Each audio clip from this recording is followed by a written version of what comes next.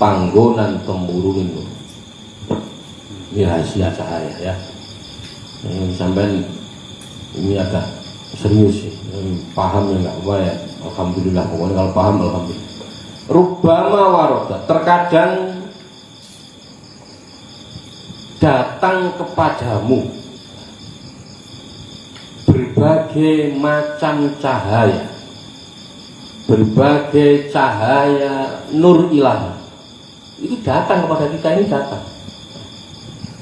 Lalu Anda mendapati hatimu itu terisi gambaran-gambaran makhluk.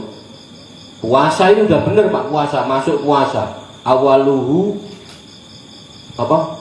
Artinya puasa itu awaluhu rahmat, wa wasatuhu maghfirah, wa akhiruhu itqun minan. Kita ini sudah benar masuk puasa, dapat rahmat. Pertengahan dapat akhirnya hilang Pak gara-gara THR. Maka terkadang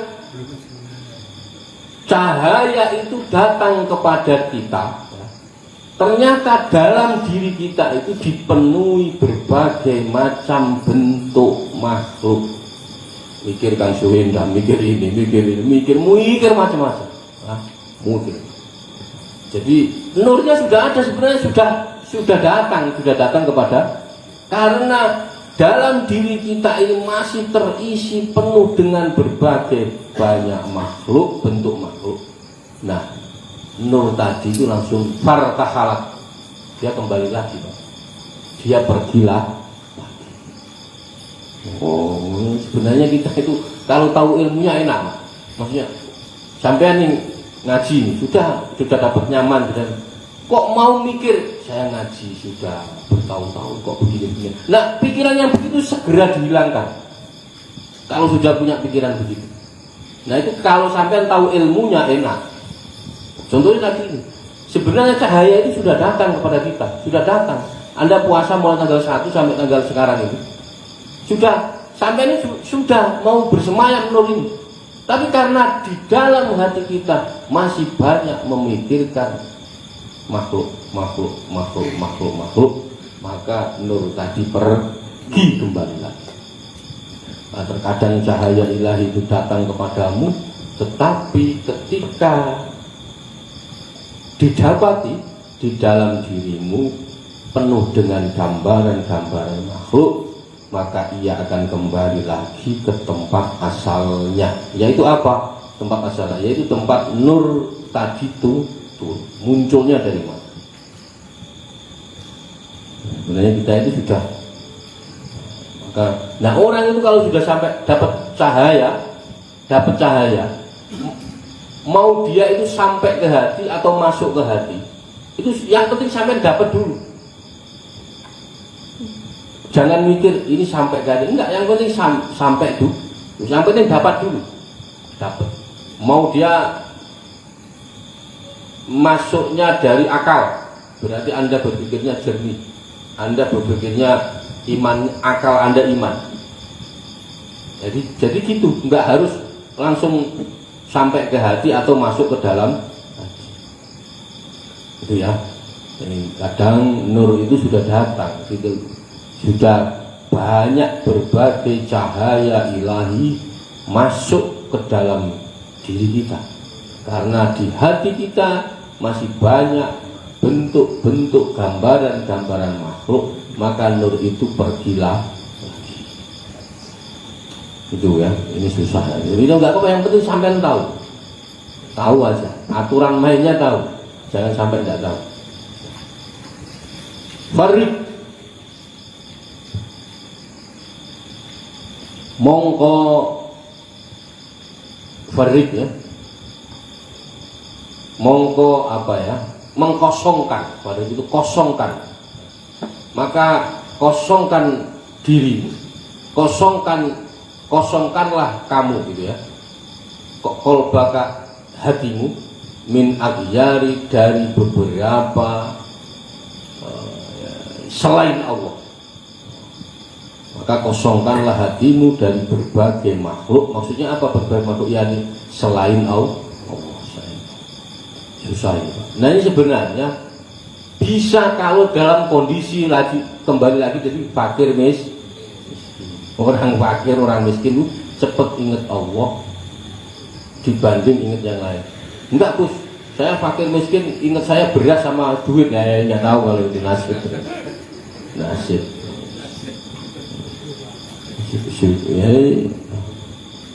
Jadi farid, maka kosongkanlah hatimu dari berbagai makhluk atau dari selain Allah. Rimalah apa itu? Lupa saya. Rok ya. Rok apa? Rok ya mim. Ada mimnya nggak? Aghyari yamla'u ya. Riya'u. Minal aghyari yamla'hu.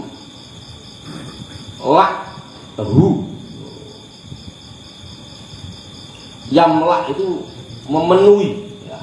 Yamla'hu maka penuhilah hatimu, atau penuh yamla' maka ngebekono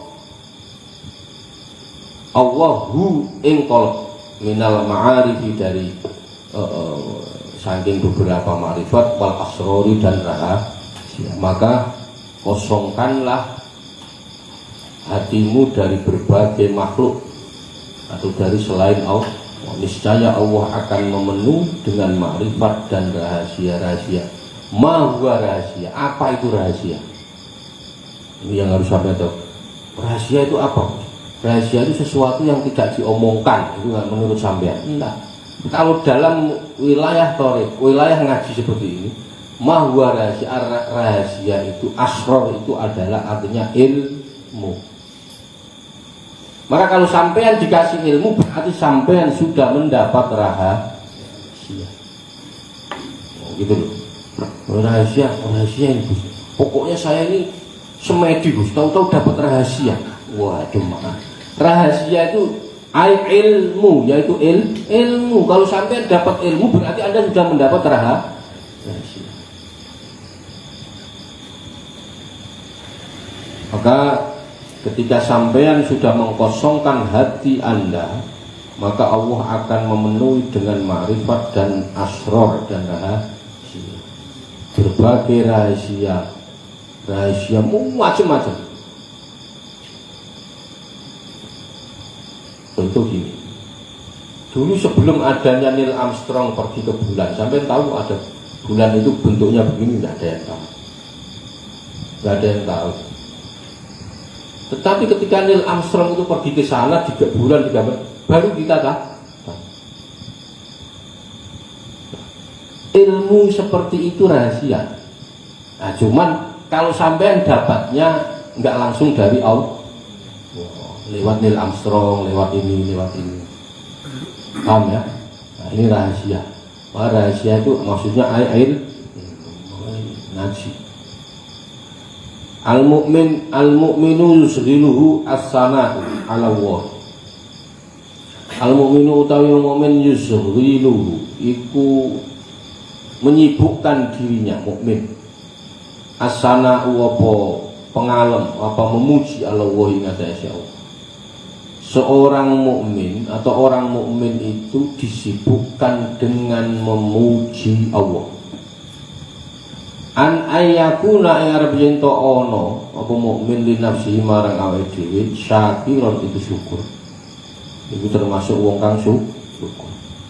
Jadi orang mukmin adalah orang mukmin itu disibukkan dengan memuji Allah sehingga lupa menyanjung dirinya. Contohnya tadi, Anda mau berjasa apa? Mau hitung-hitungan jasa Anda apa? Tidak ada. Ada ngomong presiden saya sudah berjasa.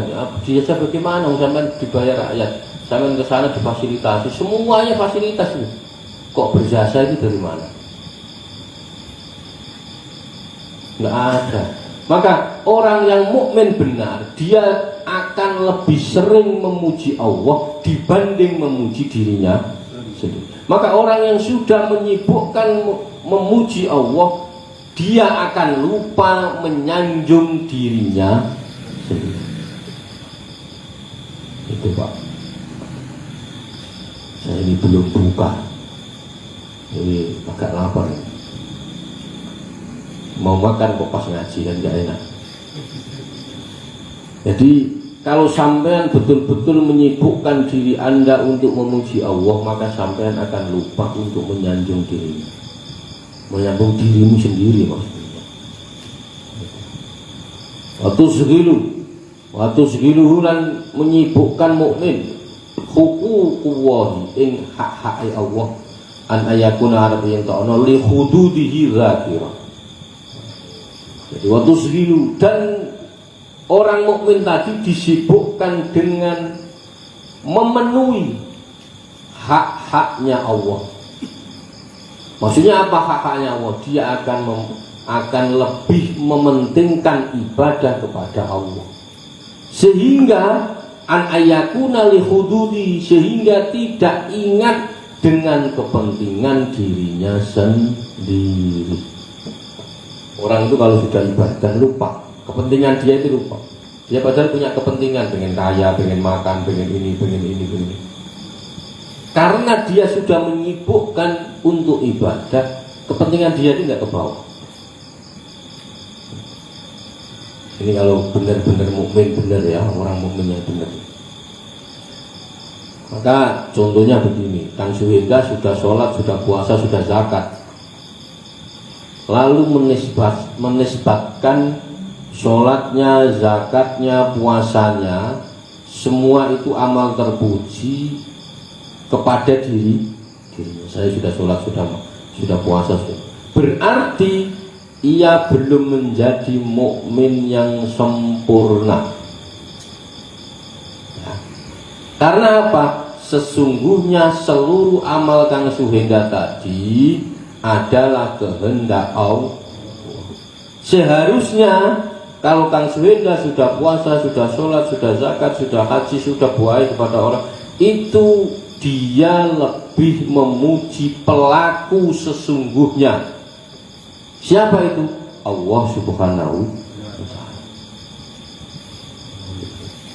Kita ini bukan pelakunya, kita ini hanya pokoknya suruh sholat. Karena faktanya kita tidak bisa mau memaksa, gitu ya. Al mu'minu yusghiruhu as-sana'u 'ala Allahi an ayyakuna li nafsihi. Maka orang mukmin itu disibukkan dengan memuji Allah sehingga dia lupa menyanjung dirinya sendiri, dia lupa memuji dirinya sendiri. Dia lebih mementingkan memenuhi hak-haknya Allah atau ibadah kepada Allah sehingga tidak ingat dengan kepentingan dia sendiri. Wa ja'ala lan dati'aken ka ing sira sapa Allah fil alami ing dalem alam al awsati kang tengah-tengah baina mulki ing dalem antarane kerajaane Allah sing zahir wa malakutihi lan kerajaane Allah sing samad yu'allimaka supaya merohake Allah ka ing sira, merohake jalalata qadrika ing agunge takdir utawa pangkat sira bena makhlukati ing dalem antarane pira-pira makhluke Allah wa annaka lan setuhure sira jauharatun itu mutiara intawat kang kelempit alaiha ing atase isnen itu antara tadi bena mulki dan malakuti asdaba apa pira-pira wadah mukawwanatin itu berupa beberapa makhluk. Tak jelaskan. Wa ja'ala ini doa. Doa ya. Maka sampai amin ya. Semoga Allah menjadikan, memposisikan, menempatkan diri kita di alam pertengahan. Jadi ausat itu alam pertengahan di antara kerajaan Allah yang zahir, dunia ini. Sampai bisa melihat dunia ini. Dan di alam kerajaan Allah yang malakutiyah, yang samar atau alam malaikat. Ini posisinya sampean ini posisi di tengah. Orang yang istimewa itu posisi di tengah. Kenapa? Kalau sampean bisa naik, bisa turun. Jadi sampean kalau bosen ketemu Kang Suenda ya di alam malaikat. Gitu. Nah, nanti balik lagi. Tuh ada seorang wali yang amalnya biasa-biasa aja, tapi istimewa. Dia itu diberi karomah Allah begini. Jadi kalau sumpek ngelihat kita ini sumpek, pergi ke surga. Nah, surga balik lagi. Loh ya ada walinya Allah yang dikasih keramat oleh Allah seperti itu. Zaman percaya boleh enggak juga enggak apa-apa. Loh ada ceritanya di kitab. Jadi kalau sumpek, ini sampai Kang Anam melihat Kang Sunda sumpeknya ke surga sebentar ya, nanti balik lagi. Oh ini aneh-aneh Gus. Saya hanya cerita, percaya boleh enggak juga enggak apa-apa enggak ada. Mana buktinya Gus? Ada sekarang kan surga belum ada penghuninya. Ini kalau tak jelaskan panjang. Maka sekarang katanya apa yang diciptakan Allah itu pasti ada manfaatnya. Berarti saya pertanyaannya begini, surga ini dulu sekarang ada penghuni apa enggak? Neraka ada penghuninya apa enggak? Oh enggak ada penghuninya kok diciptakan. Ya nanti aja kalau sudah kiamat baru diciptakan. Wah ini panjang. Ini kalau tak ceritakan panjang, ini tauhid ya. Maka jadi ada walinya Allah itu yang dikasih keramat seperti itu, dikasih keistimewaan, dikasih karo. Jadi kalau sumpah di sini pergi di sana sebentar ya, balik lagi. Nah maka semoga ini doa. Jangan sampai kita itu hanya posisi di sini aja. Kalau bisa posisi tengah, naik gampang, turun juga gampang. Contohnya ya kayak Kanjeng Nabi Muhammad Shallallahu Alaihi Wasallam. Dulu Kanjeng Nabi Muhammad itu sama mata sudah selesai, ketemu langsung. Dan sudah enggak hanya surga neraka itu enggak, sudah enggak ini langsung ketemu. Itu aja balik lagi, Pak. Contohnya gitu. Jadi Kanjeng Nabi itu sudah ketemu. Isra Mi'raj itu kan Kanjeng Nabi ketemu apa enggak? Ketemu. Sampai meyakini kalau Kanjeng Nabi ketemu apa enggak? Ketemu. Meyakini kalau Kanjeng Nabi ketemu itu aja mau balik lah. Maka penempatan diri kita di dalam pertengahan alam dohir dan alam batin itu bentuk kalau kita itu orang istimewa. Maka kalau kita posisi di dohir saja enggak istimewa. Nah, Allah menempatkan kita di dunia di antara kerajaan dohir dunia dan kerajaan samar malakutiyah atau alamnya malaikat. Jadi Allah memposisikan seperti itu. Nah, maka sampean diposisikan Allah seperti itu. Liyu'allimaka, supaya merohake Allah ka ing sira jalalatan. Ing apa namanya? Kuwasa. Jalalah itu ya keagungan. Kodrika opo pangkat anda baina makhlukoti. Kenapa kok sampean kita itu berdoa maunya di posisi tengah, bisa ke atas, ke malakut, bisa ke bawah? Nah, apa? Agar liyu'allimaka, agar atau supaya Allah memberitahumu akan keagungannya, keagungan Allah dan kedudukan dirimu. Jadi keagungannya Allah dulu, baru kedudukan kita di antara para makhluk lain. Jadi Allah mengajari kita akan keagungan takdir kita di antara makhluk lain. Liyu'allimaka jalalatal qadrika baina makhluqatika. Wa anta utawi sira. Jadi saya ulangi lagi. liyu alimaka, supaya apa? Supaya Allah itu memberitahu Anda akan agungnya Allah dan kedudukan dirimu di antara makhluk yang lain. Jadi Allah mengajari kita akan keagungan takdir kita di antara makhluk lainnya, makhluk-makhluk yang lain. Maka alam syahadah, alam yang keseluruhan isinya bisa dilihat oleh kasat mata.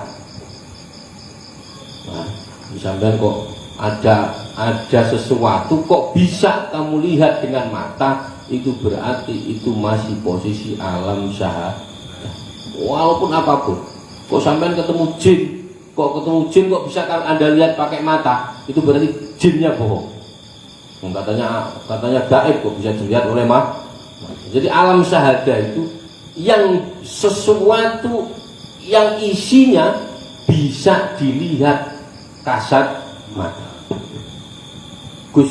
Terus ada orang katanya bisa melihat jin, maka jinnya sudah masuk ke dalam botol. Sering lihat film-film masukin botol. Yang Anda lihat apa?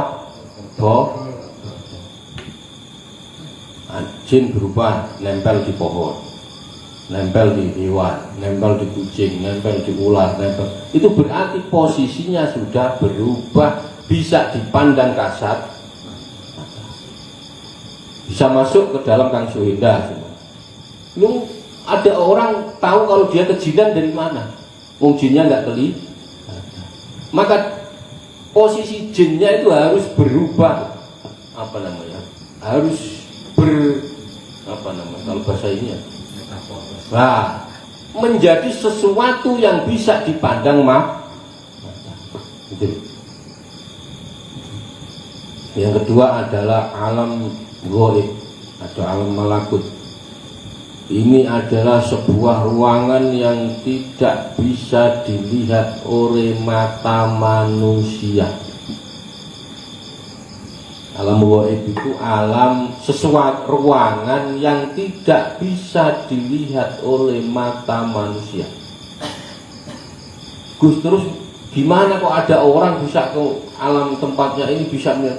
Itu melihatnya bukan pakai mata manusia, bukan pakai mata, tapi pakai hati. Oke, setengah 12. Wa innaka, ini kalau tak terangkan sambung. Ini terakhir ya, ngajinya ya. Habis ini libur kan tidak? Hah?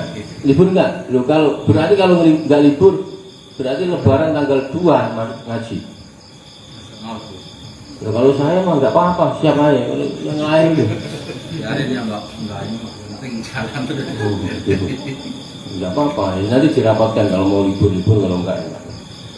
Wa innaka wallahu a'lam bishawab. Semoga manfaat.